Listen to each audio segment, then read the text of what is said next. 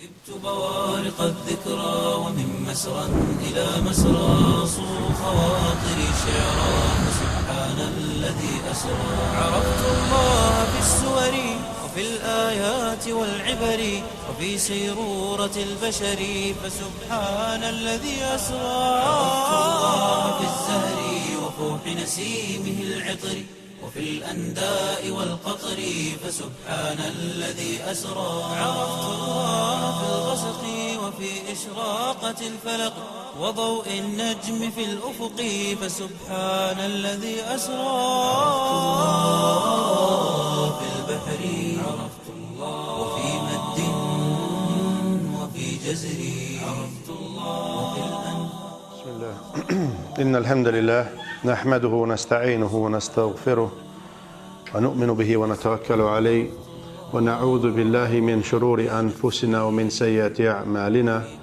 ومن يهده الله فهو المهتد وما يضلل فلن تجد له وليا مرشدا وأشهد أن لا إله إلا الله وأشهد أن محمدا عبده ورسوله أما بعد فخير الحديث كتاب الله وخير الهدي هدي محمد صلى الله عليه وسلم وعلى آله وصحبه من والاه وشر الأمور محدثاتها وكل محدثة بدعة وكل بدعة ضلالة وكل ضلالة في النار ثم بعد السلام عليكم ورحمة الله وبركاته. Whenever you give a lecture or a talk, whatever you like to call it, you're at risk of causing fitna. At the same time, people expressing their negation of the fact that you may be the one saying things and not from the Quran and Sunnah. This is twofold, two dimensions. One, lack of knowledge, and two, nafs. The lack of knowledge this is why Rasulullah sallallahu alaihi wasallam had said, طلب علم فريضة على كل مسلم أو مسلمة, that seeking knowledge is fard on every single male and female Muslim. And when we say fard, we're not talking about as in wajib or sunnah. It's you have to seek knowledge. And the question is here, what knowledge you have to seek? That everyone have to be a sheikh, a mufassir, a muhaddith, meaning that every Muslim should know the basics, meaning how to pray properly, in the sense that you learn the fiqh of the salah, of the wudu, of the ghusl, and that you know the sunnah and the fard of each action. Salah has sunnah actions as well as fard actions, as well as wudu has and ghusl has. This is why when you learn fiqh, you learn how to use the plasticine properly instead of ripping it apart and arguing with each other. So if you see someone with their hands down or their hands on below their belly button or on their chest, it's not a cause for concern. It's that they're following a different fiqh. Whether you are in the position to say that fiqh is correct or not, I wouldn't say. But every one of us must follow a school of thought in the sense that you will not get confused and argue with your fellow Muslim. And this is why fiqh is important. Secondly, knowledge. We need to learn, again, the basics so that we won't be in conflict. For example, if you don't learn the foundations of your deen, as in the correct aqidah, tawheed, then when you start giving da'wah to people, then they could make you confused and doubt what you think you believe. And that's why it's important. You learn and these are all basic knowledge to learn what Iman is. Yes, we know Iman is the 6 articles of faith. And you learn what Tawheed is. Yes, you believe that Allah is one. But somebody believe Allah is one, but they believe Allah is everywhere. Or they stand in Salah and say, إِيَّاكَ نَعْبُدُ وَإِيَّاكَ نَسْتَعِينُ, and they go to the graves and ask the grave for help. People in the grave for help, thinking they're alive. And they give them a name because they think he was pious in the dunya, Allahu A'lam, and then when he dies, they make a tomb on him, over him, and they go to visit him. And places like things like this. So even though a person may they believe in Allah, the question is how they believe in Allah. They believe in the angels, but how they believe in the angels. It's very important to understand the nitty-gritty of the deen. The second dimension is the nafs. Whenever a person hears the truth, they take two routes. One, they become humble and accept, or they become arrogant and reject. And most of the time people become arrogant and reject. because they haven't had the chance to be in a position to learn systematically. And this is where I've been in Deen, alhamdulillah, 15 years now. And I still see brothers and sisters become Muslim and they're left to their own demise. So you ask them, you Muslim? Yeah, I've been Muslim 10 years. But there's nothing Islamic about them, because we're not doing our job properly. You know, if you give someone the Shahadah, you have to keep them really close to you and take them to halakas and make sure, you know, if it was up, I don't believe in being in Tabligh Jamaat for the rest of your life, but I believe Tabligh Jamaat 6 months and pull them out again. So they learn the basics at least, and then pull them out before they get the wrong aqidah. So this is very important. So it's understanding the Deen properly in its whole comprehensively, in the sense you learn about your ego and how it works, and you learn about Islamic knowledge. So you get a basic foundation of the Deen. That way nobody can make you doubt, you won't be in conflict, the shaitan can't play with you, inshallah. And that's my advice. The topic I chose is the shurut la ilaha illallah, the conditions of the Shahadah. Most of you know about the Shahadah in itself and the conditions. Some of you may not know or have learnt about it or heard about it. Some scholars say there are 7, some scholars say there are 8, some scholars say there's 9. But I'm going to comprehensively mix it today so you get all of them. As regards to the the Shahada, a person asked Wahab ibn Munabih that he said, isn't the key to Jannah La ilaha illallah? And he said, yes, but every key has what? What is key? Teeth. Yeah, and ridges. So if you go on Jannah with the wrong key, you're not opening your door to Jannah, are you? No matter how much you scream and shout, the door's not opening because you've got the wrong key. And how many times have you put the wrong key in the door and not opened? It's gone in, but you've tried to turn it, hasn't opened. Who's done that? That's it. That's the simple reality. That door is not coming off its hinges unless you're the Hulk. That key is the only thing that's going to open that door for you. So this is why the scholars have said that there are conditions to your Shahada. And some say 7, 8 or 9. The first of which is ilm, as opposed to jahl. Ilm as in knowledge. As Allah subhanahu wa ta'ala says, فَعْلَمْ أَنَّهُ لَا إِلَهَ إِلَّا اللَّهِ وَاسْتَغْفِرُهُ لِذَنْبِكَ. That you must know that there is no deity worthy of worship but Allah subhanahu wa ta'ala, and seek forgiveness for your sins. I'll stop with this point. Incidentally, I would love you guys to bring pen and paper when they come to these talks, because it's important that you get the basics and understanding, because you may forget as you go out the door. Just like a film, has got its good points, has got its bad points. You take the good and leave my mistakes. But it's good to write things down. There is a difference between Iman and Islam. The same way there is a difference between Lord, not difference between Lord and God, but Lord and deity. Illah wa Rabb. So we know that Allah subhanahu wa ta'ala is Rabbul Alameen. And He's also Allah, Al-Illah. That's where Allah comes from. Al-Illah, the deity. Not subject to polarity, not subject to gender. So when it asks you, where does the name Allah come from? It's made up of the definitive of Al-Illah, the deity. There is no other deity but Allah subhanahu wa ta'ala. So you believe in Allah as Rabb, meaning cognitively speaking and intellectually speaking, you know that there is a creator out there that created everything that is known and unknown, seen and unseen, heard and unheard, smelt and unsmelt, with your cognitive senses. The two polars, yes or no, black and white, what you know and what you don't know. He creates everything, therefore He sustains. He gives life and takes life. And He Himself is ever living and does not die. So when there was nothing, there was Allah. The first without a beginning, the last without an end. You believe that He's the only one that is the creator. No one else can create. Sustains, provides, withholds, etc. And you know Allah subhanahu wa ta'ala by His asma' wa sifat, His names and attributes. That's how you get to know Allah subhanahu wa ta'ala.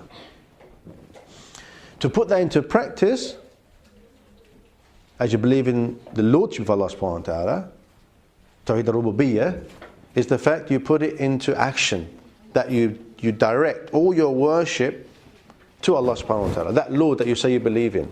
Not like some people out there that, like in the polytheistic religions, they say there's only one God, but yet they have 33 other million other ones alongside that one God, whoever they think He is.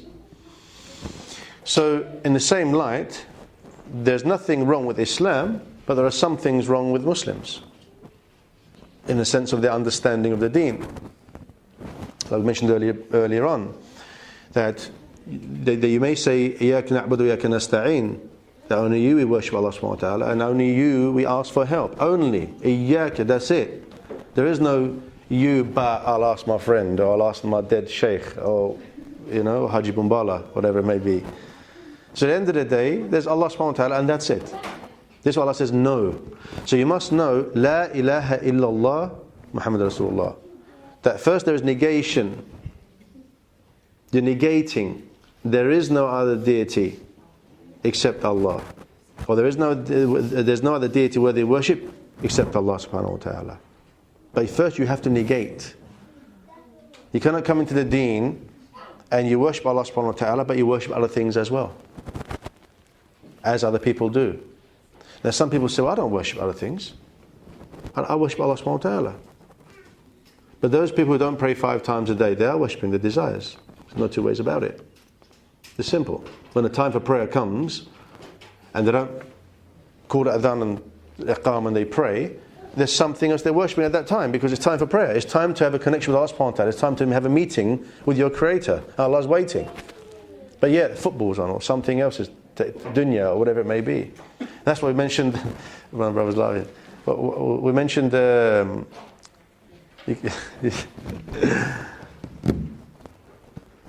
We mentioned last time about the brother just prayed Jum'ah. But yet you ask him why doesn't pray 5 times a day, and he says, well, Jum'ah is fard.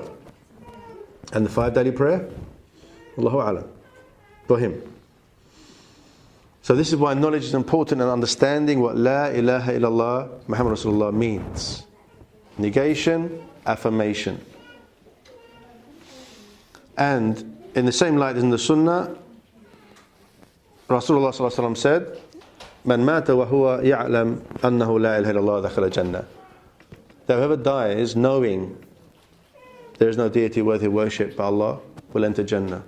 Yeah, but I know there's no one worthy of worship but Allah. I know this. Yeah, but everybody knows this.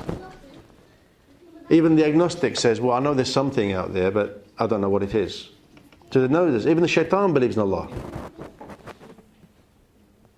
But yet people still have a erroneous way of understanding La ilaha illallah. Now we're not going to go into the fiqh about those who don't pray, are they Muslim or not, or etc, etc. But what we have to understand here is that you have to know what La ilaha illallah Muhammad Rasulullah means. Not just as in words and your utterance, which means we have to go back now to the beginning and understand what Iman is. Some people say Iman is just utterance, or just belief in the heart. No, in my culture they say, Allah's here. Allah like this. Like that. That's Allah. You to you, me to me. That's completely wrong. Iman is testifying with the tongue after having yaqeen in the heart without any doubt, and then put it into action.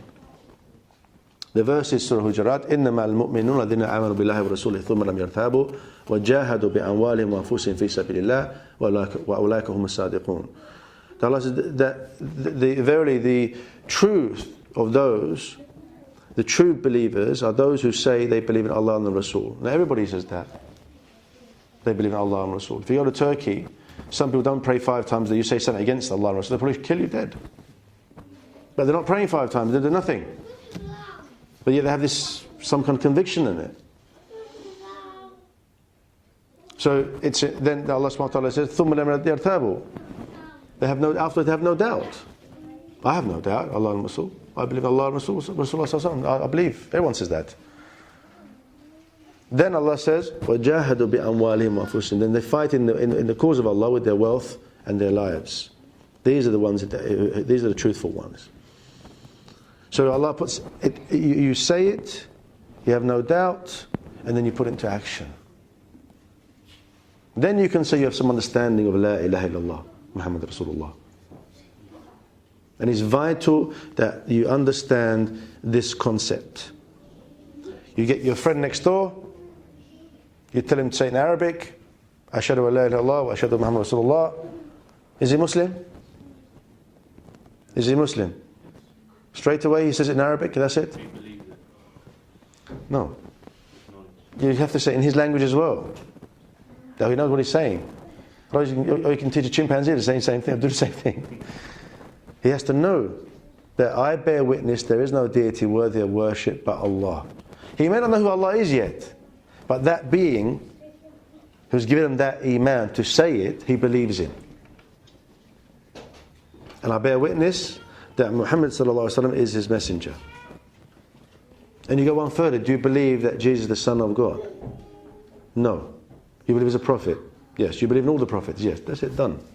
Now he knows that he's still in English, he understands his language, he understands that his heart is saying yeah. If he has any doubts, he'll turn himself on Allah subhanahu wa ta'ala. But at that point he says the Arabic and he says the English and he understands what he's saying. Yeah, I bear witness. I bear witness now. But don't forget, it's not that you are saying it. Allah is allowing you to say it. Allah is allowing you to wake up for Fajr. Allah is allowing you to say Alhamdulillah, Subhanallah at the time that you're saying it. It's not you. So when you say Alhamdulillah, you say Alhamdulillah again to Allah, to praise Him for allowing you to say it in the first place. This is the deepness of ihsan. But today we say Alhamdulillah, MashaAllah, Alhamdulillah, MashaAllah. It's just, but there's no connection with the heart and the tongue, what are you actually saying? The same way there's no connection with the heart and the Shahadah. There's no connection. So knowledge is important with the Iman. And your understanding of Iman is that you say it with your mouth, having yaqeen in the heart, and then you testify with it with your limbs. So, the second condition is certainty, yaqeen. And we mentioned the verse in Surah Hujurat that the true believers are those who believe in Allah and Rasul, they harbour no doubt after, and they fight in the cause of Allah with their wealth and their lives. These are the truthful ones.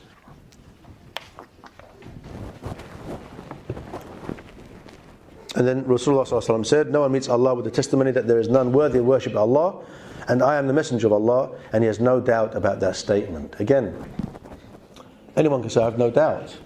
But if there is no action in connection with the Shahadatain, then there is some doubt in it. Because Iman is by degree. Kufr is by degrees. Just because someone does an action of kufr doesn't make him a kafir. It's by degree. That's why Iman goes up and down.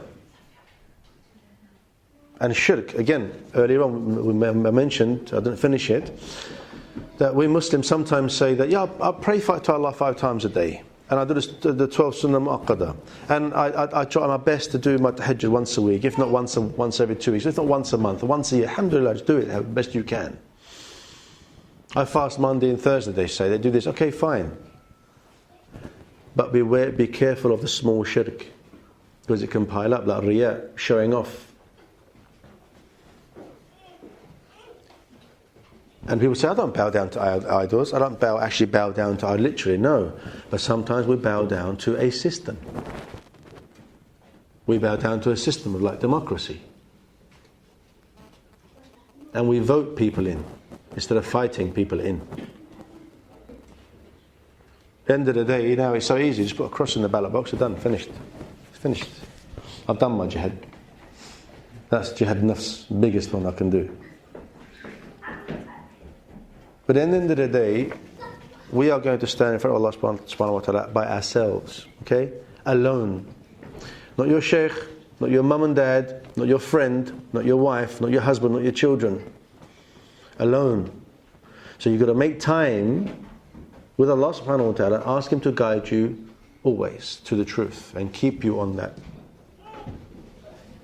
Ya muqallibal qulub thabbit qulubana ala dinik. Say Ameen. We ask the one who, the turner of hearts, to keep us. steadfast on his way, on his deen. Because we can always falter, and then falter more, and then falter more. If you can imagine, Iman is like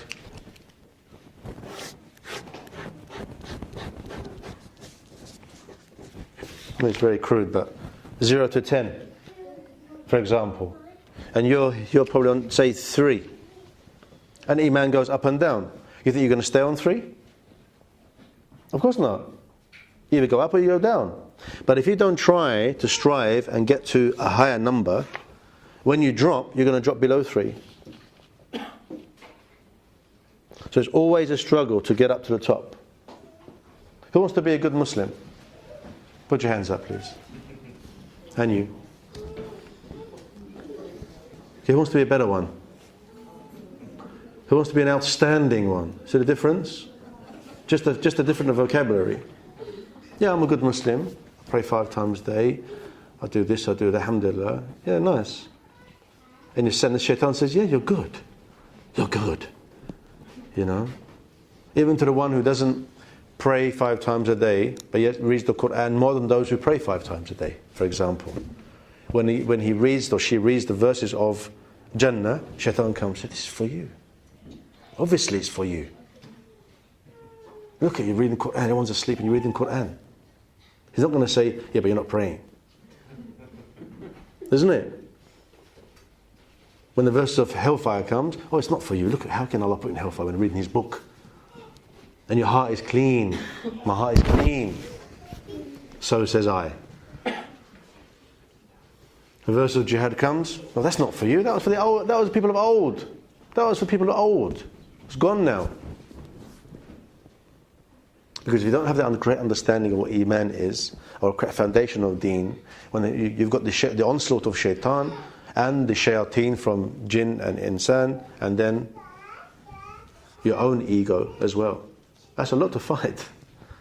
That's a lot to fight. This is why we all have to become men, including the sisters, or manly, so to speak. Strong. Grabbing the bull by its horns and doing what needs to be done to get where you want to get to. No one's going to grab you by the hand and take you there. So, first is knowledge, and then certainty. Third is acceptance or qabul, as opposed to rejection. And as regards to this, Allah says, do you believe in part of the book and reject part of it? Do you believe in part of the book and reject part of it? So we accept part of the book and we reject some of it. We're all like this. No one can say it's by degree. Who likes Brussels sprouts? Who doesn't? So if you had Brussels sprouts on a plate, you wouldn't eat it. But yeah, it's good for you. But it's good for you.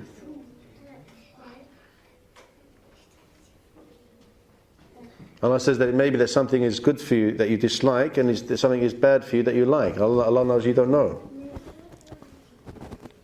So we choose parts of the deen that is easy for us, and we leave the rest of the deen that is difficult for us.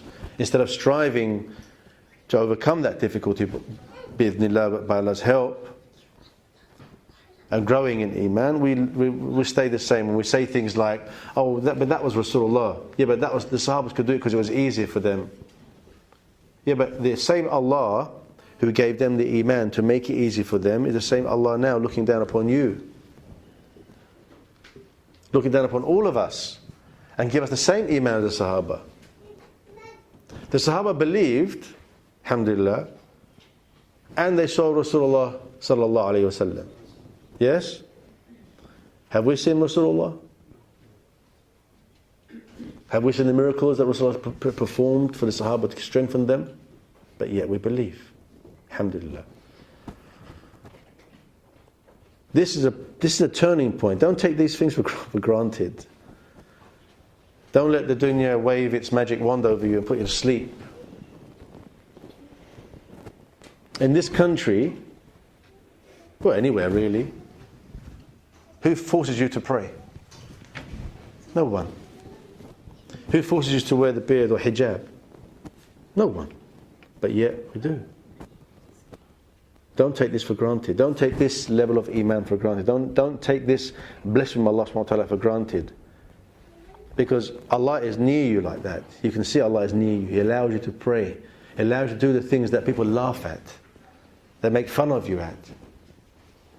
But Allah gives you the strength to do the thing, the action, and He gives you the strength to say, Phew. You allow these people. Because they're weak. And they laugh at something they don't understand. This is where our da'wah comes in. We need to get out there and start giving da'wah to people, because the living dead, basically. They're walking dead. And we need to get to that point. So once we learn something, we go and pass it on, slowly but surely. But make sure you check your da'wah point of view. If you find that person is, you find getting yourself upset because they're not accepting what you say, then check your intention. Not theirs, check yours. Because you're not here. You're not here to force someone to take something on. You're here to pass a message to a person. And then you walk off. Their response to your message does not define whether you're giving the message or not. So a person doesn't reject what you say, doesn't mean you haven't given the message. And if a person accepts it, still doesn't mean that you've given the message. How they react does not define you giving the message or not. You give the message. You're a messenger. You just give the message to people, and Allah does the rest. You can't check the hearts of people. So knowledge, certainty and acceptance.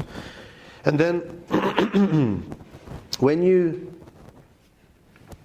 have the knowledge, and then you are certain without any doubt, and then you accept it, you have to profess it.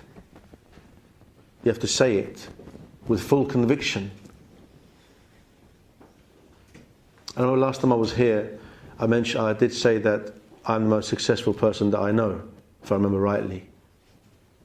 Yeah? Who wasn't here last time I was here? Okay, I'll say to you that I'm the most successful person I know. I am. Me, I'll tell you now, I'm the most successful person I know. What comes to mind? What comes to mind when I say that to you? Who you brothers here? I'm not looking through you, I'm looking at you. Maybe you do it well financially or something. What do you think? I'm the most successful person I know.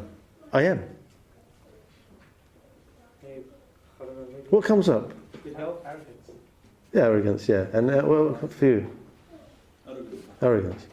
Well, I am the most successful person that I know because I know what defines my success. And it's not financial, not finance. Wish it was as well as my other success, but no. I'm the most successful person I know because I'm Muslim. And that's what matters. This is why understanding is that you believe in Allah and Rasul, and what you've got, what you have, is what Joe Bloggs hasn't got, and now he's drinking in the pub. Or Muhammad, his name is Muhammad, and he's smoking a joint and carrying a gun down the road of Tottenham. And that could be you, but it isn't, is it? So you are the most successful person you know, because you are a Muslim. And define your success firstly by that attitude, that you are a Muslim.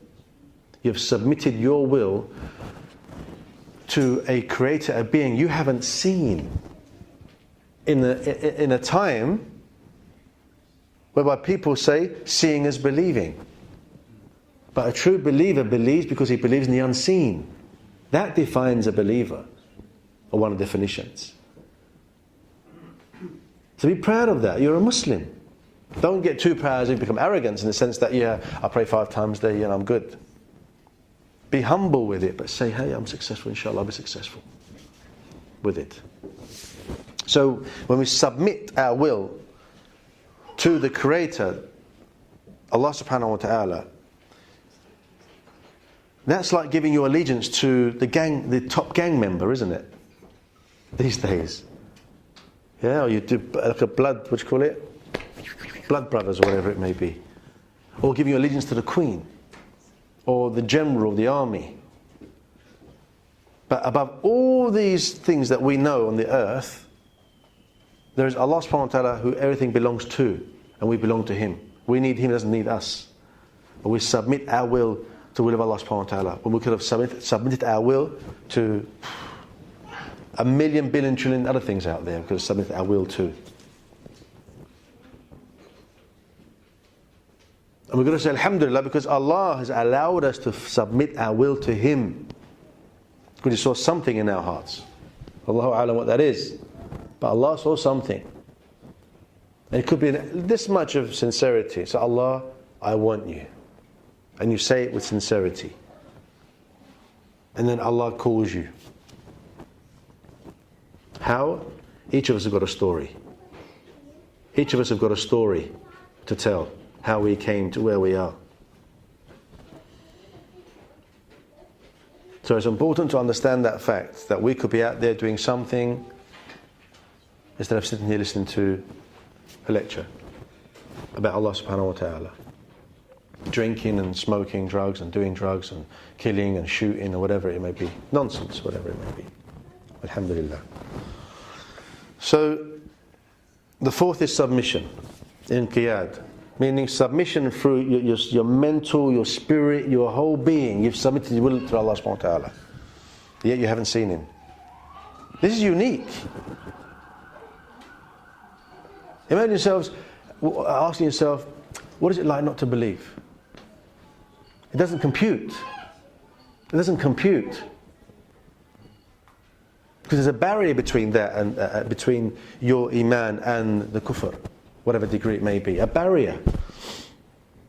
Because you submitted yourself to a power that can destroy us before we even take the next breath. It can destroy us before even we blink. And yet there are some Muslims who are afraid of people or things in the dunya. Because the iman is weak. And as long as a human being is happy with them, they're happy. When that human being is not happy with them, they're unhappy. But that is how it should be with Allah subhanahu wa ta'ala. If Allah is happy with us, we should be happy. If Allah is not happy with us, we should be sad and do something about it. How do we know if Allah is happy with us or not? Well, you've got to look at what you're doing for Him. You've got to see, are you fulfilling the tenets of submission? Are you doing what you're saying? Are you in conflict all the time? Is there nifaq there? There is nifaq. I'm not saying nifaq al-akbar, you have munafiq. But we have nifaq of actions. All of us have. And we have to purify these. If I say I'm going to be here 7:30 and I end at 8 o'clock, that's nifaq. Unless obviously something serious happened, unless I'm just dilly-dallying around, I don't care about the time. When I say inshallah I'll be there 7:30. Or so I'll meet you at 4 o'clock, inshallah. I don't really mean inshallah, I just say I'll be there whenever. I'll let him wait hour and a half and that's how what. This is nifaq. Bi'amal, and this nifaq of action. You have to look in that mirror again. That mirror. Grab that mirror and ask yourself, am I fulfilling the rights of Allah subhanahu wa ta'ala? It's very simple. You know the answer to that. You have to look in the mirror and say, am I fulfilling fulfilling my purpose to Allah subhanahu wa ta'ala? And you look around for the answer. There's no one there, it's you. The question you ask, you know that inside you. Every person knows that inside them. The more sincere to Allah subhanahu wa ta'ala, the more close you want to get to Allah subhanahu wa ta'ala, the answer will come. Allah will allow it to flow. If you're not praying 5 times a day, start working on that. If you're missing Fajr too regularly, start working on that. If you're not praying at all, start with Jum'ah and increase to start praying 5 times a day after that. You know what you're doing, what you're not doing, and what needs to be done. يا أيها الذين آمنوا ادخلوا في السلم كافة. O you who claim to have belief, enter into Islam wholeheartedly.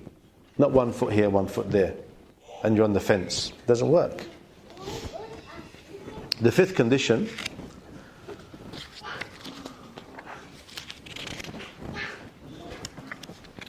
is truthfulness, as opposed to dishonesty and hypocrisy. How truthful are we to Allah subhanahu wa ta'ala? that we are saying there is no deity worthy of worship but Allah subhanahu wa ta'ala. And how do we really mean this? Because if we meant it, then we would know that Allah exists without any doubt, and the time for ibadah comes, then you direct your ibadah in that direction to Allah subhanahu wa ta'ala. Otherwise there's no point. There's no point. That's like saying to your mum and dad when you're like in your teens, Mum, Dad, I don't want you to be my mum and dad anymore. I'm going to choose somebody else to be my parents. Assalamu alaikum, I'm going. That's what you're saying. It's exactly the same concept. When you say, I believe in Allah and Rasulullah, and yet you don't pray. Because that is shirk. Because the time will come for prayer, and you may be aware of it, or may not be aware of it. But at that point, the time for prayer comes, you're doing something else. So that something else becomes your Lord, your deity has become at that point.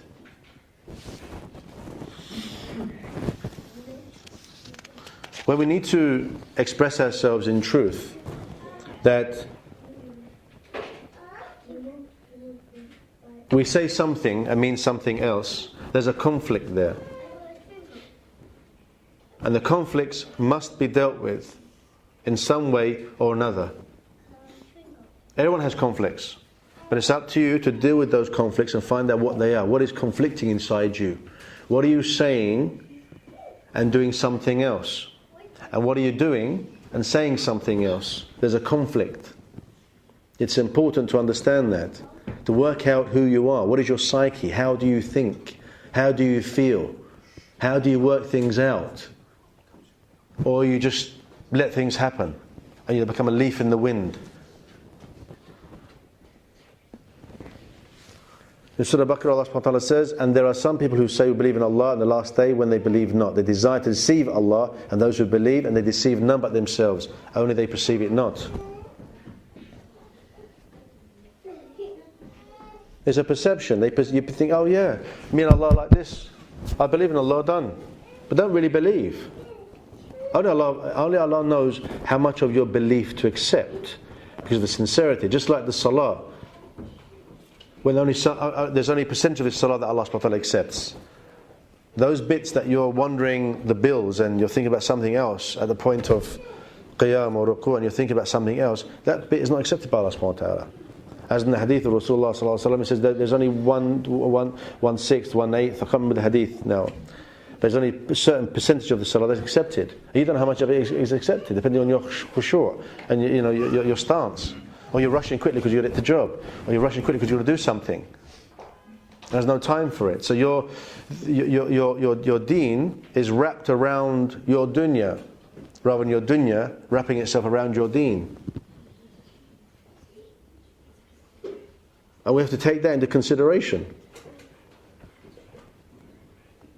How truthful are we to Allah subhanahu wa ta'ala? How truthful are we to ourselves, first of all? Or you become like a candle, giving everybody else heat and light, and you burn yourself away. And you feel good about it, because people say, no, thank you. But they're taking. And you're giving. And no one's giving back to you. And you're depleted. You've got nothing left.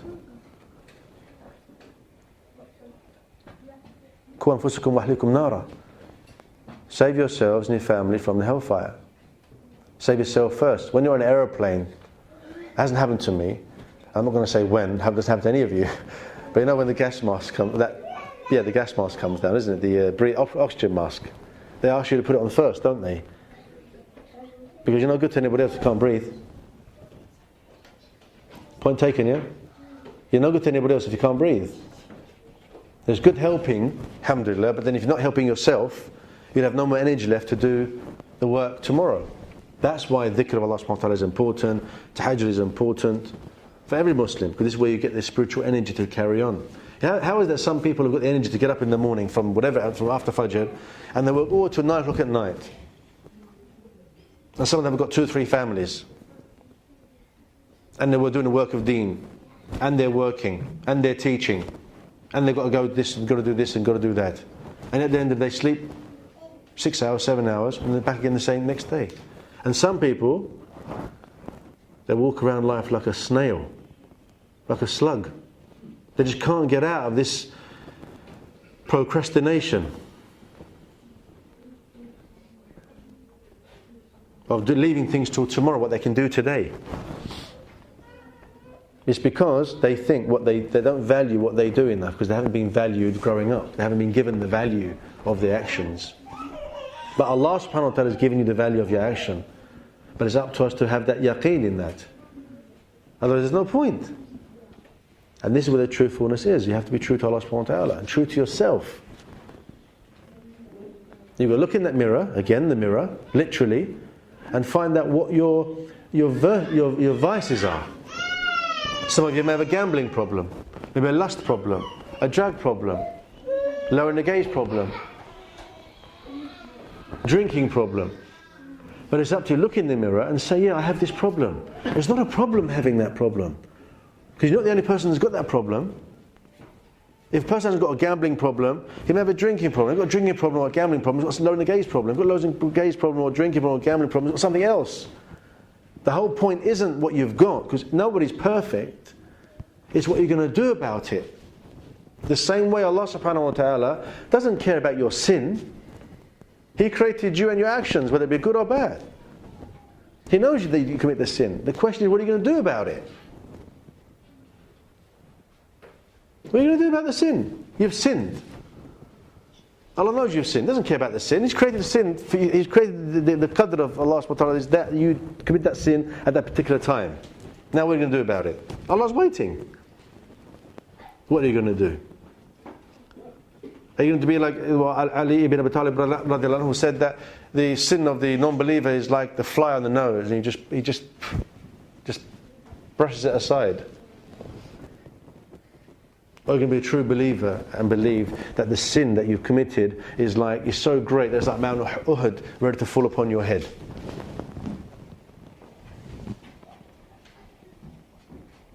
This is about truthfulness, about being true to yourself. And the first point of action is to go home, look in that mirror again and find out who you are. I said last time. Look in the mirror and find out who you are. Literally. Before someone else tells you. And you say, I knew it. But you can't be accepting of it. The sixth condition is ikhlas. And this is sincerity. In the sense that, how sincere are you? Again, truthfulness and sincerity go hand in hand, as in all the conditions. And it's vital that you are sincere to Allah subhanahu wa ta'ala. By being sincere to yourself. You know, some people come into the deen, and then what happens? They come so fast, they leave just as fast. They do tahajjud every night. Alhamdulillah, no problem. But they're so excited that Iman is like someone giving you a new drug. And the Iman is going flowing through your body. It's like you're floating, and you can't hear nothing. You have beautiful dreams, and you're on cloud 9 with this Iman. But you need guidance. It's like a person who has a lack of self-esteem for such a long time, no confidence, that they go to a coach and they get confidence and they become arrogant because they can't control the confidence. It's a newfound skill to their life. Because some people have become so confident, they become near to arrogance and become cocky. Because they don't know how to control it. Because they've been so downtrodden for such a long time. They go to a coach or a counsellor to get counselled and coached, and they come out of there with a newfound skill of confidence, but you don't know how to handle it. The same with Iman. You need someone, when someone takes their Shahadah and have that little bit of Iman that Allah SWT gives, that little bit is maybe a little bit, but it's very potent to the dead heart. It's like the heart's being charged. You know those hospital things, whatever they are. You're alive, but you need someone to guide you with that Iman, to give you the deen correctly. go too fast into the deen or too slow into the deen. That's why it's important that we learn the knowledge and we give da'wah, people become Muslim, then you can guide them slowly. Read the Quran and learn Fatiha and pray. And that's it. Don't do nothing else. Do nothing else. When a baby is 3 months old, you don't give him steak and chips, do you? You give him milk, then soft food, baby foods, and then solids later on. That's the way we are. We're all babies. So when someone's new to the deen, you give them what can handle. Read the Quran, pray 5 times a day, try and add the sunnah if you like. You pray for 1 month 5 times a day, include the sunnah a little bit now and then. And when they get strong and they're firm, you know. Then you give them a little bit more. The hadith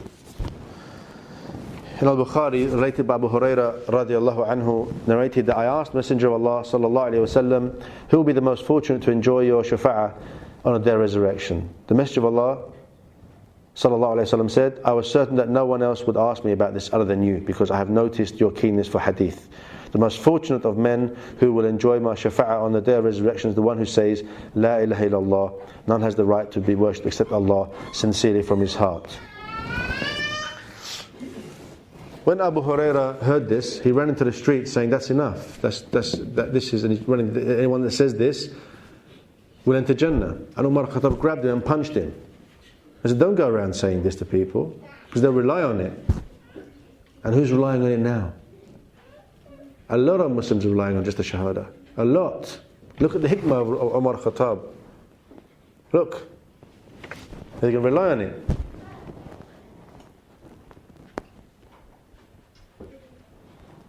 And most Muslims rely on that. They say, that's why I believe in Allah. So it's enough for me. Done. We're sorted. Signed, sealed and delivered. Finished. No action. And the last but not least, we'll do a couple more, is loving and hating for the sake of Allah subhanahu wa ta'ala. Or associating and disassociating yourself for the sake of Allah subhanahu wa ta'ala. Al-wala wal-bara. The last time I spoke about al-wala wal-bara was a few years back, and people think I was crazy. I'm not going to speak about that today. I'm going to give a whole 1 hour or another lesson on it, just on that. Al-wala wal-bara. Because it has concepts, important concepts. The very foundation of your heart depends on you loving and hating or associating, dissociating yourself for the sake of Allah subhanahu wa ta'ala.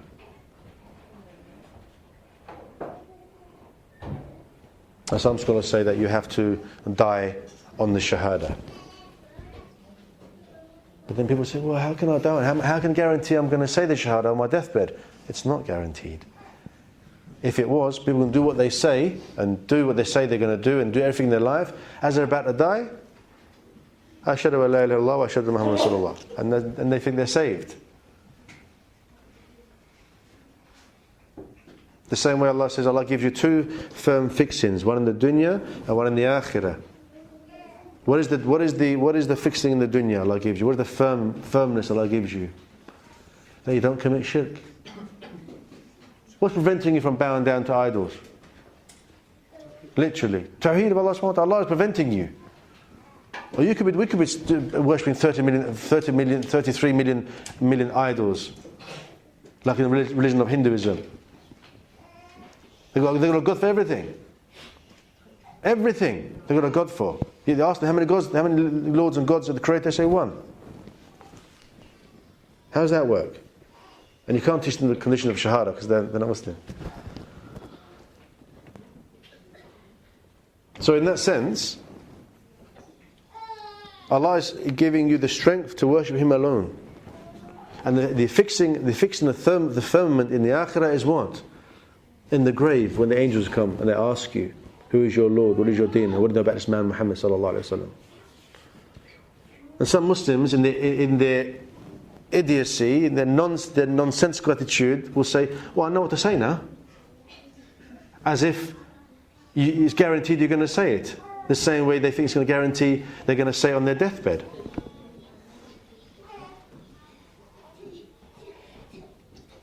Did I give you the story about the...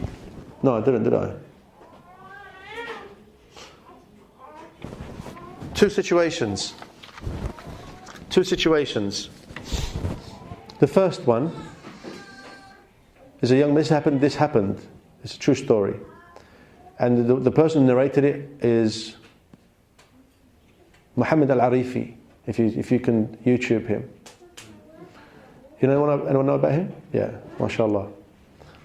And he narrated a story about a young man who was always in the masjid, reading Quran, praying, etc., etc. And what happened? The Iqamah was called, he got up to pray, and he dropped dead. And on the way to the hospital now, the ambulance come, they took him to the hospital. They opened the back doors of the ambulance, just enough to see the young boy whisper something in the doctor's ear, and then said a Shahadah, and then go back, lie back down again. And the doctor was crying profusely. He was sobbing. And it was said that he couldn't speak for 10-15 minutes. He was just sobbing. And they asked him, "Dear doctor, you've seen so many deaths. You've seen, many accidents. What's special about this?" He says, "I pronounced this boy dead. He was dead. And when he saw me trying to revive him, he awakened to tell me in my ear, 'Forget that. I've seen my place in Jannah. So don't worry about me.'" And it's the Shahadah, he died. That's a choice. That's a choice. The other scenario is as equally as important. Is about a young man who had car accident in hospital, and the doctor said he's not going to make it. Allahu Akbar, he's not going to make it. There's nothing we can do for him. He's in the stupor, and the doctor saying to him, "Say, La ilaha illallah Muhammad Rasulullah." Say it. And what is he saying? "Uridu sadiqati." I want my girlfriend. And he's singing his favourite song. So the doctor calls his mother to come. What does she say? "I'm really busy tonight. I'll finish work, then I'll come then."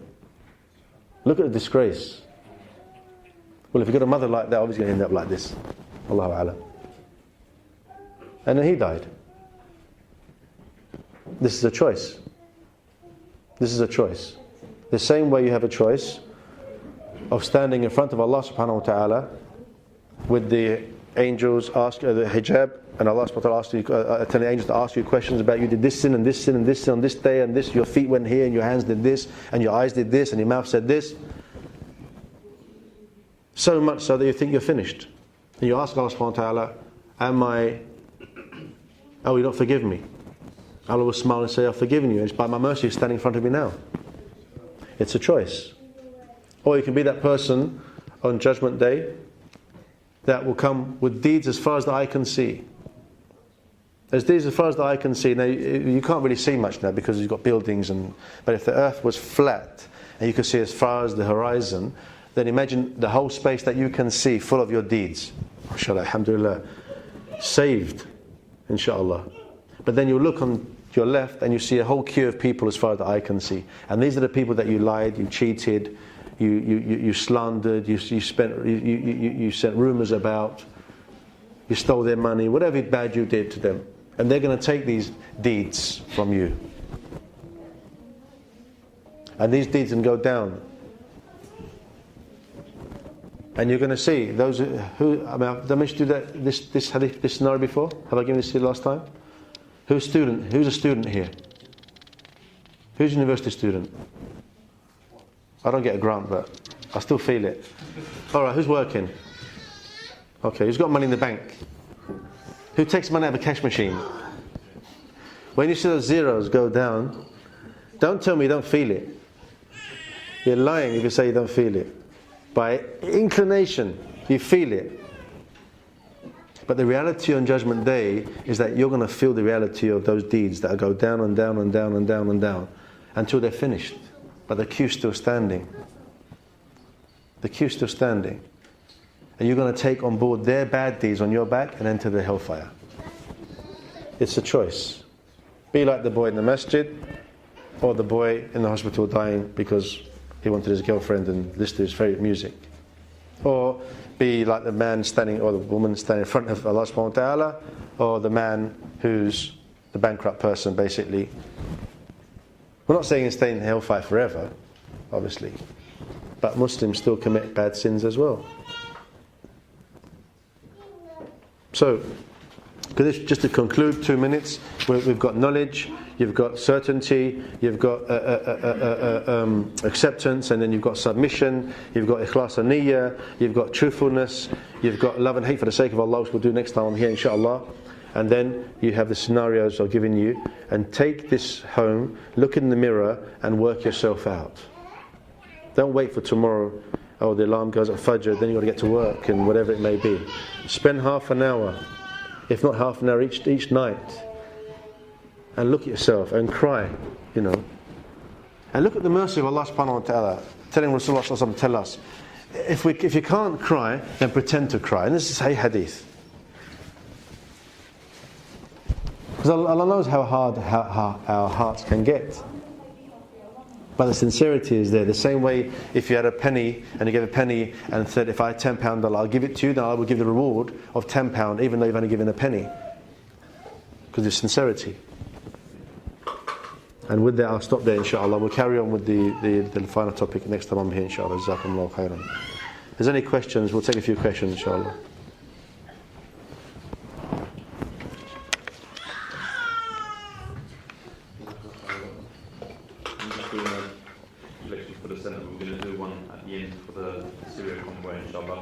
There's a bucket at the back, and for the brothers, the bucket on the right hand side, I'm going to pass around. If you've got questions, just raise your hand, inshallah. And the sisters just pass it around. Assalamu alaikum. I would like to give my family nasiha, but I find it very difficult. I don't know where to start. When I have tried before, it has not gone well. I'm the youngest in the family, and my brothers and my sisters are a lot older. I feel like due to my age, they will not hear me out. When my eldest brother talks about Allah or the deen, they relatively listen or seem to listen. What do you advise? I am worried I will be accountable for not telling them about the deen. So tell them about the deen.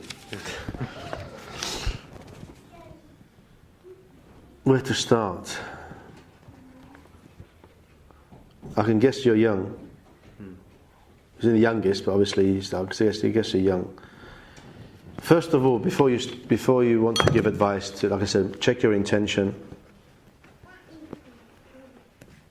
and what it is that you want to say. What do you want to say? If you don't do this, you're in the hellfire. If you do this, then you get paradise. You don't call to Al-Islam. You call to Allah. Once their connection with Allah subhanahu wa ta'ala is straight, you can tell them anything that Allah subhanahu wa ta'ala says and they will do it. Because the iman is straight, the yaqeen is there. Once the yaqeen is there, is it Allah said it? Do it. There's no problem. But if I'm not saying you are starting with halal and haram, but we don't start with halal and haram and try and tell them this is wrong and that's wrong and stop this and this, don't listen to this and don't have that picture there and do whatever it may be. Allahu alam. I'm just on a limb here. What I'm saying is, call to Allah, talk about the oneness of Allah subhanahu wa ta'ala, and then put that da'wah that you're giving by Allah subhanahu wa ta'ala into action for your own self. Let them see your change first. But if you haven't changed, they're going to say, what's the point of telling me about something when you haven't changed yourself? Because they're looking for an excuse anyway. Because the ego and nafs is there. And you're not the only person in this situation. We've all been in this situation. Some of us are still in this situation. And it's very difficult to give da'wah to family because there's a conflict of interest there. There's emotion involved, and it's like, I've had people tell me, "Oh, my dad rejects the deed." Why? Well, I said to him, "You have to pray," and he says, "I'll pray in my own time." Well, maybe he doesn't want to take it from you. Maybe he didn't say it in the right way. Allahu alam. Maybe he didn't say it in the right way. I'm not blaming you, but I'm saying that first of all, get your intention straight. Get your understanding of deen straight. Check your character. Is what you're saying, is what you're doing matching what you're saying and vice versa? Then you'll be ready, inshallah. If they ask the question, I've tried before, it has not gone well. Ask yourself the question, why hasn't it gone well? What tactics did you use? I feel like due to my age, they will not hear me because you are the youngest. Well, there is a possibility of that. There is a possibility of that. But the more you change in yourself, the more you give love and affection to them, and you give it in a nice way, etc., then Allah does the rest. Because don't forget, it's not us, we can't change people. We can change ourselves and just give them information. The rest is up to Allah subhanahu wa ta'ala to change them depending on what He sees in their hearts. It's not up to us. What do I advise? I'm worried I'll be accountable for not telling them about the deen. You may be accountable with the way you tell them about the deen. You may be accountable with the way you tell them. May push them away. But tell them in a nice way. Let them see you pray. Let them see you've changed. If you were talking back to your parents before, or talking back to your elders before, don't talk back to the elders before. Don't say off. Don't say no. Don't shrug your shoulders. Just do as much as you can. We've all been there. Believe me, we've all been there, inshallah. Allah knows best. Always look in the mirror and say, why has it gone wrong? The answer will come to you, inshallah. No. The best way to give dawah to your colleagues who you've already explained to them about Islam, but as time goes on, still they haven't accepted it. Yeah, or they just don't want to know or something like that. Should I basically just say, okay, well that's it, or as Islam said that I should continue? Okay, the question the best way basically to. Question is about dawah techniques, but I was asking if you've given them the dawah and they haven't accepted it, do you keep giving them dawah? Yeah, that's pretty much it. Question: how do you know they haven't accepted it? Well, they say that they're not interested. Or sometimes they show that there's no. Are they antagonistic? interest. Are they antagonistic to the deen? What you say? Some. Well, you're not. This is the situation of all the people, the prophets and the siddiqeen and all of them, that they get backlash from people who don't want to know. So their response to your message doesn't define whether you're giving the message to them or not. You give them the message, and you carry on. You've done your bit. That's it. You may like them. You may be inclined towards them and say, "Look, I want. I'm trying to." Don't say, "I'm trying to save you from the hellfire." Again, call them to Allah. Don't call them to the Deen. Call them to Allah. That's how you have to call to Allah. Call to Tawheed. La ilaha illallah. That's your duty. Just to call to Allah subhanahu wa ta'ala. If they ask about, for example, if you meet someone who loves money, which they will do anyway, you can tell them our religion provides a provision of way of saving most of your money.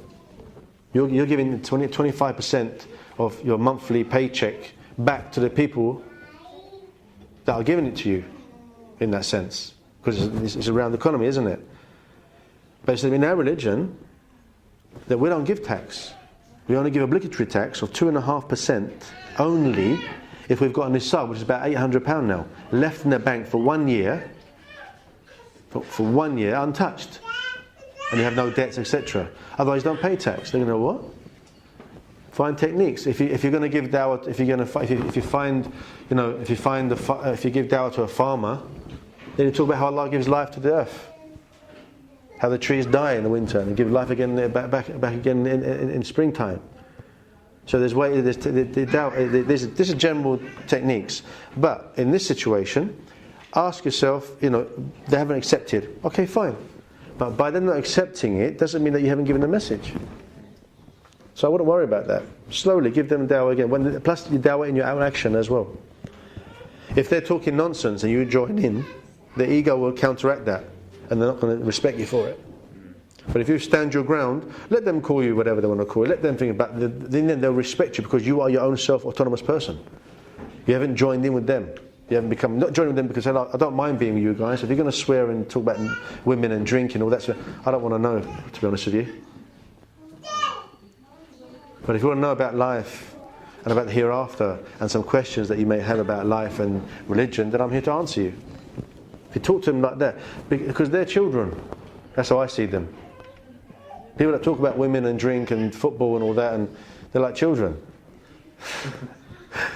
So you've got to become the adult and speak to them like the adult, even though they may be younger than them.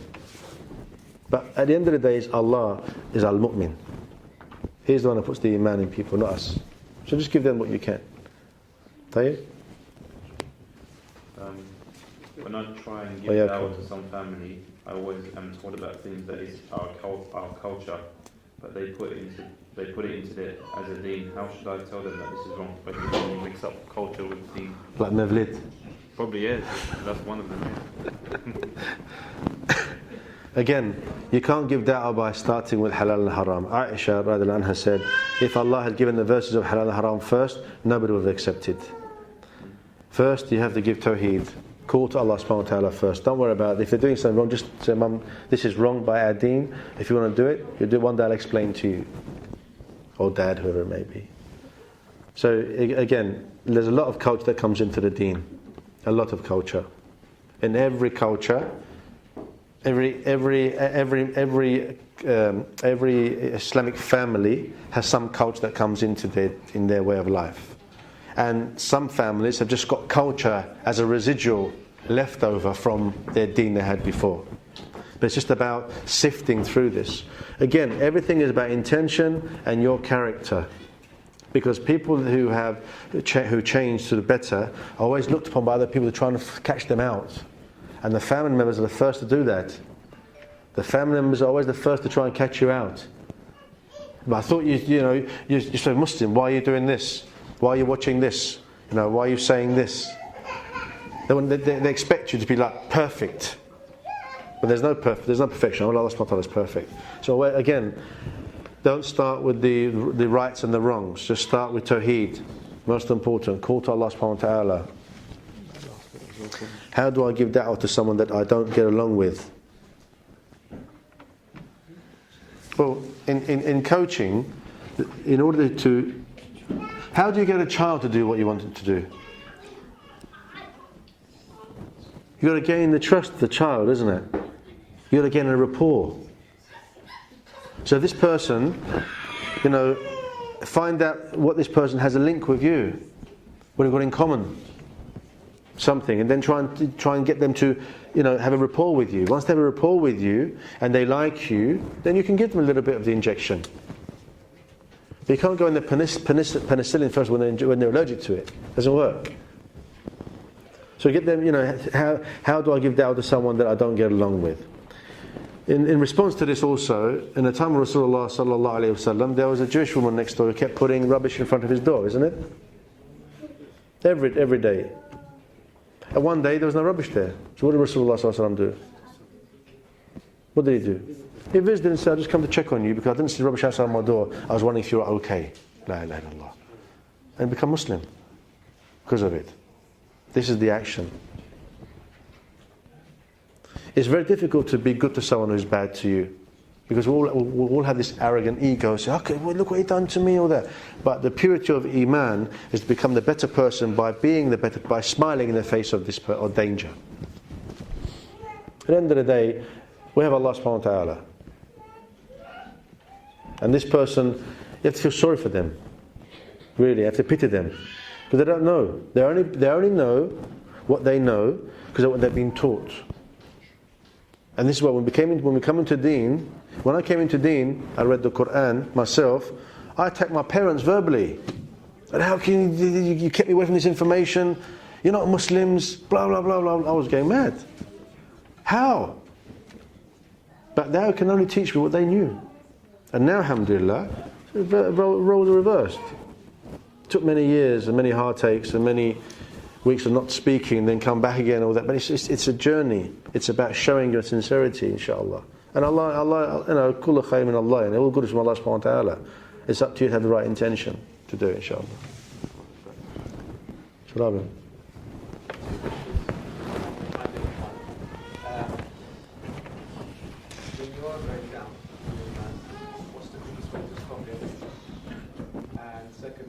How do you avoid complacency when you're going up? The question is, good question. When your iman is going down, how do you stop it? And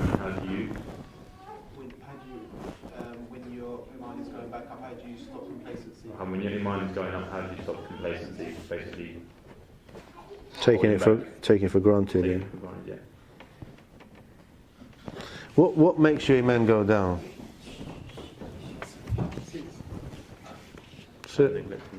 Neglect obligations, yeah. So when you're checking yourself, And when you start going down, you know you don't want to hit bottom. So you check your sins. You check what you're neglecting from Allah subhanahu wa ta'ala. Again, look in that mirror. As opposed to going, you're becoming strong in Iman and things are looking good for you and you're feeling good, etc., etc. Complacency in the sense that you think, oh, I'll stop my tahajjud now because I've reached a certain level. I'll stop my sunnah because I just do my 5 daily prayers so I've reached a certain level. No. I don't understand the complacency, because there is no complacency except for the one who's arrogant.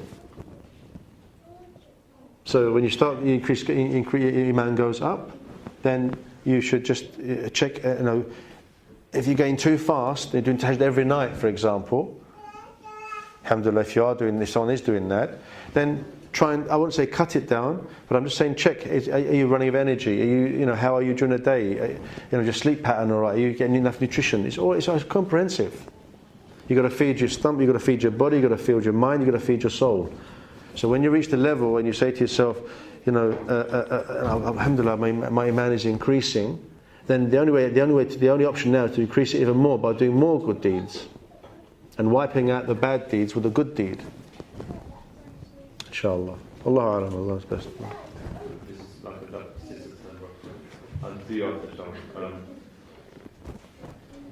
this is like a double question in one, probably from the same person as well. Is it still backbiting an act of hypocrisy if I think badly or curse the actions of my family, which are Muslim brothers and sisters, within myself, even after I've confronted them about it? Does that mean I have no true understanding of others, as I mean Allah can change people? Would this action be a cause of me losing ajr? And the linked question is giving a gift to someone you have backbitten enough to counteract the sin of doing so, and should this thing which is said behind their backs be said to their face? That's a double barrel question. No, backbiting is only when the Sahaba asked Rasulullah what is backbiting. He said speaking about something, about a person that they don't like. And so what if it is true? And this is the real backbiting. And it's become slander then. In the sense that backbiting is when you're saying about somebody to somebody else. So I'm here talking about you, for example, brother, yeah? So I'm talking, this is backbiting now, when you're not present. But when you're by yourself and you're thinking bad about a person, it's not backbiting at all. Just try and think good thoughts about a person and try and ask Allah subhanahu wa ta'ala to guide them, not to curse them or say anything bad against them. The other is giving a gift to someone you have backbitten enough to counteract the sin. No, I think what you meant the understanding here is when Abu Bakr as-Siddiq gave a gift. No, it wasn't. Hasan al-Basri rahimahullah gave a gift to somebody, not to counteract what he said about them, because he heard that they were backbiting him, so he went to go and give them a gift. Say, thank you very much for backbiting me. There's the gift in the dunya, because I'm taking the gift of your deeds in the akhirah. The way to counteract, if we say, something happens, you talk about somebody, say, oh, so and so, if you astaghfirullah, you ask Allah to forgive that person. The scholars don't advise you to go and tell that person, unless you know that person, and then they're going to take it well, because it can cause big fitna. So I mentioned your name last night, and I said this, that, and that, forgive me. The person's a pious brother and sister, whatever it may be, then they say, alhamdulillah, I forgive you, don't worry, it happens to all of us, we're human beings. But that's a high level of iman, that's a high level of understanding, of humanistic understanding. So giving a gift to someone is not enough to counteract the backbite, but ask Allah to forgive them. And should the thing which said behind their backs to their face. Now I wouldn't advise the same to their face, unless you know them very well and you know how they're going to take it. If you know them very, very, very, very, very well, and very, very, very well, then go and ask them, like I said this last night about you, or this the other day, please forgive me in this context, but I mentioned it to these people. Brother, all right, get some water. Yeah, water. So again, backbiting is about saying something about something that is true behind their back, and if it isn't true, then you've slandered them, and giving a gift only to the people who you heard they backbitten you. I've got a question. You had the question as well. How long can somebody not practice after giving the Shahadah? Because this is about Shahadah, isn't it? Say that again? How long can someone not practice Islam after taking their Shahadah? There's no closure on it. What do you mean?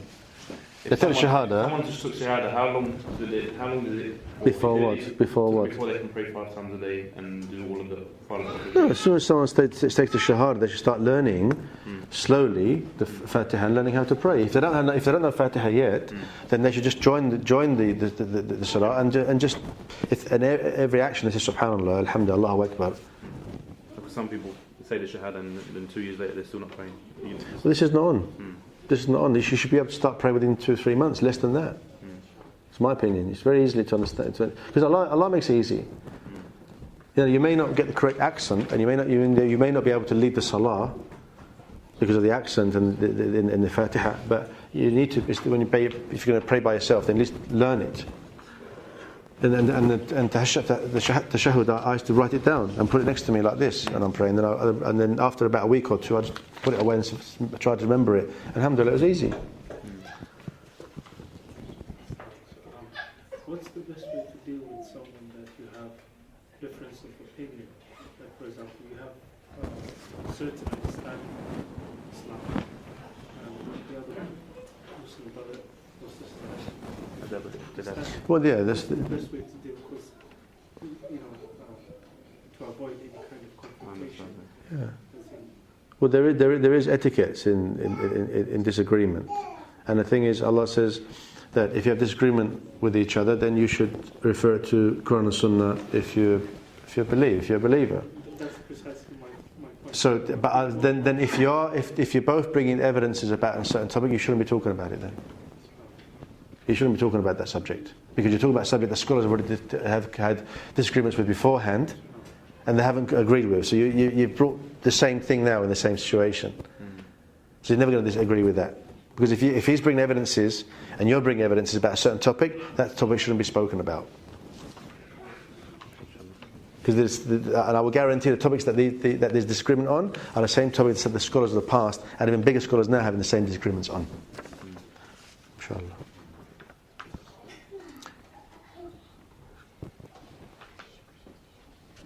Like you, I enjoy to give da'wah. I don't know about enjoying it. How do you advise to protect oneself? Very tiring, alhamdulillah. From the praise given by the people to you. I fear from feeling content with myself, my ego going high. How do I humble myself? It's a very good question. People take a journey of purification with certain groups. And I would say, the Sufi groups, and they say purification is about saying the Durood Sharif 1,000 million trillion times and dancing about and kissing your sheikh's hand and etc., and dancing about like a monkey in a zoo, to be blunt. And it's not about, saying, well, this billboard has got less nakedness than this one, so I can look at this one. Or today I'll have ice cream and not Coca-Cola, and tomorrow I'll have Walker's Crisp and not sweets. Purification is exactly what this question is about. That whenever, and this will only come when you are in true unison with the conflicts, you understand your own conflicts. And it happens to everybody, it happens to me, it happens to everybody else. Yeah, some other brother, that was a good talk, and you feel something here. At that point you say to Allah, I felt it. I know Allah, I don't want this. I'm only doing it for your sake and your sake only. If you make that intention before you give the da'wah, and you make your intention at the time of it feeling that negative feeling, then the shaitan can't come to you again afterwards. He may do and try and make you feel again, because you've already made it.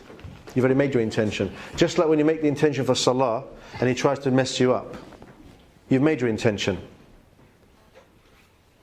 You seek ta'awudh and then you spit 3 times to the left, not spit but like that, not big spit. Yeah, and then you carry on. The shaitan's always on your case. So on this thing is always check your heart. It's all about the heart, not about here.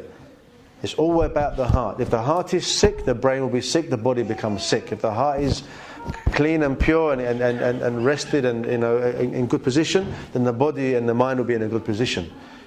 These people in this West, I'm a counsellor, so I understand how the circles that I mix with. They're all concentrating on the mind, the psychology, knowledge of the mind, to cure the mind. There's nothing wrong with the mind. It's a computer. The virus is full of viruses. And the viruses come from the heart. So you have to purify the heart, and these viruses will disappear. You'll have no stress.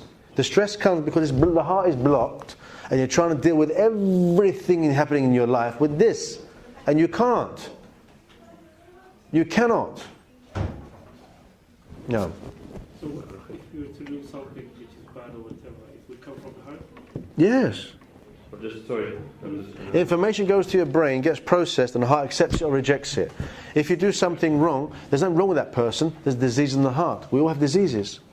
Because why? Too much food, too much nakedness, too much talking. Remember this, a person who talks too much has got nothing to say. Oh, yeah? No, not yet.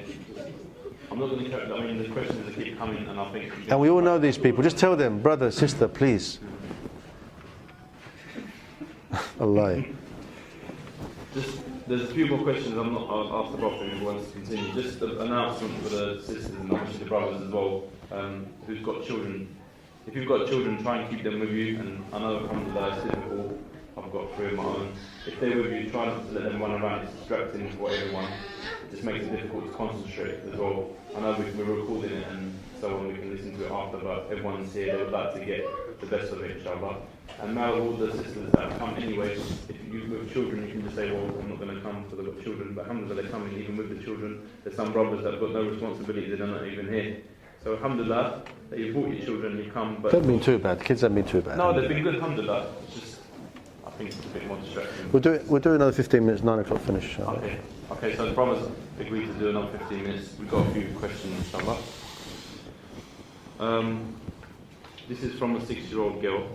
This is my daughter. Salam. You had to say that, didn't you? So Jubair, this is Hafsa's question. If you was a non-Muslim and then you became a Muslim and you begged people to teach you and they didn't, will Allah teach you? Yes. Yeah? Yes. I mean, Allah's not going to come down and teach you, but He will send someone to you to teach you if you're sincere. He will send somebody to teach you. Did you hear that, sir? Okay, mashallah. Another question from the sisters. Salam, should the person who's backbiting someone say nice things about the person to counteract? No, that's not going to counteract it. No, that's not the sunnah of counteracting. The idea rectifying it, yes. But if you say this person's bad, no, he's good, for example, it doesn't counteract it. Basically, you have to ask God to forgive that person, or give charity for that person in that person's name, because a good deed wipes out a bad deed. But saying good things about them after you said a bad thing doesn't really well. We'll do a talk on backbiting, inshallah. We'll get all the fiqh on it as well, inshallah. That's good. Brothers? When you said about trying to stop, I was asking about how to stop Iman going down as quick as possible. Say if the sins are not as obvious as, No, they'll be obvious. Sorry? They'll be obvious, because the sins, you have to make dua to Allah subhanahu wa ta'ala to forgive, to ask Allah to forgive you for sins that you know of and you don't know of, and they're hidden from you, like the black ant on a black stone, the black of night. These are hidden sins, and most of them are showing off ones, are riyah, a shirk or riyah, that the shirk of showing off basically. And when you take on that mirror and ask, what are my sins? You'll know yours. Everyone knows. Everyone knows what kind of person they are, what's going on. It's easy to put a front in front of people. It's very easy to put a front and a good performance. You can be a good actor, no problem. You can't act by yourself. You feel stupid. When you're by yourself, you are you. You know you know your state of iman. You know your state of weakness, your strengths. And this is why I asked you guys to do the exercise last time. Anyone done it? Anyone remember what I said? No. You did it? Good. And the idea is to find out who you are. And the exercise I gave was, this for those of you who weren't here, is to write down things you like about yourself, things you don't like about yourself, and things you wanted to change about yourself. And the things you want to change about yourself may not be the things that you dislike about yourself, because your ego's not ready to change them yet, which is fine. But still look in that mirror and ask yourself who I am. Not me, and who you are. That question, who am I? What is my purpose? Am I walking on the right path?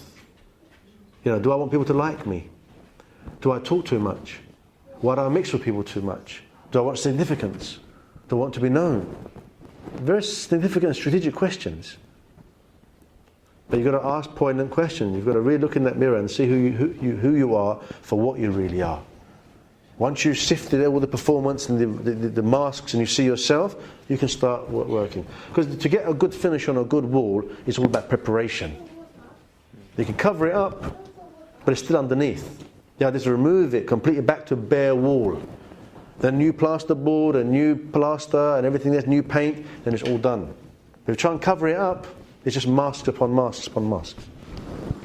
Allahu Alam. I don't know if the bucket's on round for the sisters, but the brothers we can send it around. This is a donation for Syria convoy, inshallah. So if you can just donate as much as you can. Yeah, I was going to mention that at the end actually, so you should mention that. Yeah. Obviously, Allah gives that, allows the person to take that Shahadah, but once you've given dawah and the individual is taking that Shahadah, if you haven't supplied or given that support afterwards, and you haven't been given it, or you haven't given it to them? I haven't given it to them, and they've come off the rails. They haven't progressed, nothing's really happened. It's kind of living the same lifestyle as he always has. What's the implications on you? For whatever reason, maybe you can do it, or you could, or you didn't make the effort. What are the implications? Brother's question is if you've given or you've helped someone to become a Muslim, obviously they've accepted it themselves, but you've helped them to become a Muslim, and they've taken the Shahada, but after that they haven't progressed at all, and you haven't helped them to progress, what's the implications on yourself? Well, I mean, if you could help and you didn't, then there's an implication there. You'll probably be accountable for it. But if you can only do what you can do and that's it, then there's no problem with that. But if you can do something and you don't do it, it's like enjoying the good, forbid the evil. مَنْ رَأَ مِنْكُمْ مُنْكَرًا فَلْيُغَيِّرْهُ بِيَدِهِ. Allah subhanahu wa ta'ala says, Rasulullah said that in a hadith, that anyone sees an evil, should stop it with his hands. فَإِنْ لَمْ يَسْتَطِعْ فَبِلِسَانِهِ. And if you can't, not able to do that, then say it with your tongue. فَإِنْ لَمْ يَسْتَطِعْ فَبِقَلْبِ وَذَلِكَ أَضْعَفُ الْإِيمَانِ. That if you can't do that even, say it, then hate it in your heart, and that's the lowest of Iman. Now, as regards to this, you can't go around taking cigarettes off people and knocking the can out of their hand, drinking and things like that. And with regards to saying it, then the scholars have said if what you're going to say is going to cause more fitna, then it's best not to say anything. But as regards to your friends, you can say these things. But the idea is not to be harsh with it. I say, brother, stuff, I told you, man, cigarettes are haram and hacking. Yeah, well, it's not helping him much, is it? Thanks for the obvious, but it's not helping him much. People say, brother, I still notice that you're smoking. What's going on, man? Tell me. Again, vulnerability. If you can drop your guard and be vulnerable, then the person will see it and they'll be vulnerable themselves. Then they'll take what you say to them. But if you've got a mask on and you've got your guard up, they're going to have their guard up. And all it's going to be is words to ears. That's it. But if you're sincere and you drop your guard and you're vulnerable and you show your love for that person, you're really genuine, they'll know it. They'll know. You know when someone says that they love you and they're real, it's real or not. You know it. When someone smiles, are they smiling with their eyes or they're just smiling with their mouth? If it's real or not, you know. If you have the farasa, if the intuition, whatever by degree, you know. So if you can do something to prevent something bad and you don't, then you could be accountable. Another one about backbiting. We're not going to let you go on this one, Another one about backbiting. How do or can you safeguard yourself against backbiting or listening to it, as other people may bring up the subject to your ears? Is backbiting only that which your brother or sister dislikes you say about them, although it is true? What if something is good or something you are unsure of that they would dislike about them? Yeah, backbiting is in the hadith of Rasulullah. It's something you say so behind someone back dislike, and if it's true, then if it's not true, then you've slandered them. As regards to preventing, so there's 2 points there. The first point. Second point is stopping people coming to you. That's your iman and your confidence. Telling this to people to just shut up. I don't want to hear it. What's wrong with that? Oh no, we don't offend people. Forget them. They're not going to come to you on Judgment Day and save you, but they're giving you poison. But yeah, you know, you've got to have the confidence to say it. But sometimes we're afraid to say anything because that person may not be my friend anymore, or might offend them. Who would you rather offend, them or Allah? So, I know it's not easy. They need confidence for it, but your iman should give you confidence. Don't forget, you're the most successful person you know. You're trying to get close to Allah subhanahu wa ta'ala. You have Allah as Mawla, as a protector. Just say what you've got to say. Say, look, I love you, but I'm listening to this rubbish from you. And I'm going to say the same thing to you as Rasulullah sallallahu alaihi wasallam said to the person when he came to rubbish. He goes, couldn't the shaitan find anyone else to bring me this news, and he brought you? Couldn't the shaitan find anyone else to bring me this news, and he used you to bring me this news? And remember, when we'll do another lesson inshallah here. I don't know if you had it here. It's called Talbis Iblis, and the deception of shaitan. And it's how it's a consecutive movement by shaitan of how to get you to do something wrong, or how to do something, say something wrong, or do something wrong. Deception of shaitan. Steps. And you've got to understand that Allah is more important than people, if you're sincere. So if someone comes to you and you don't like, or you hear it, you say, brothers, please, sisters, please, whatever. You know, I don't want to hear it. Tell me something more important. Like I said, people talk too much, they've got nothing to say except garbage. That's all it is, it's garbage. And if you hear garbage, you become garbage.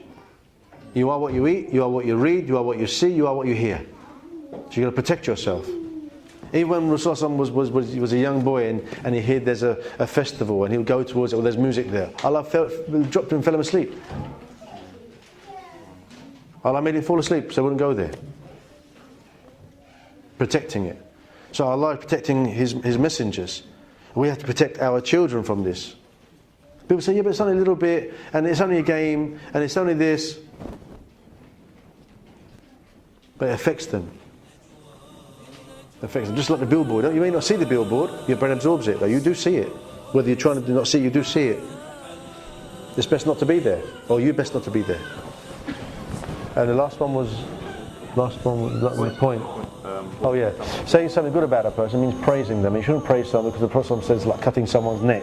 But if you're going to praise someone, just say then afterwards, Allah knows them best. Don't just say something about somebody, oh this person's such a brilliant person, etc. But Allah knows him best, that's it. But don't cut someone's neck by saying, yeah, this person's like that, this person's like that. You give them nazar as well at the end of the day. Allahu A'lam.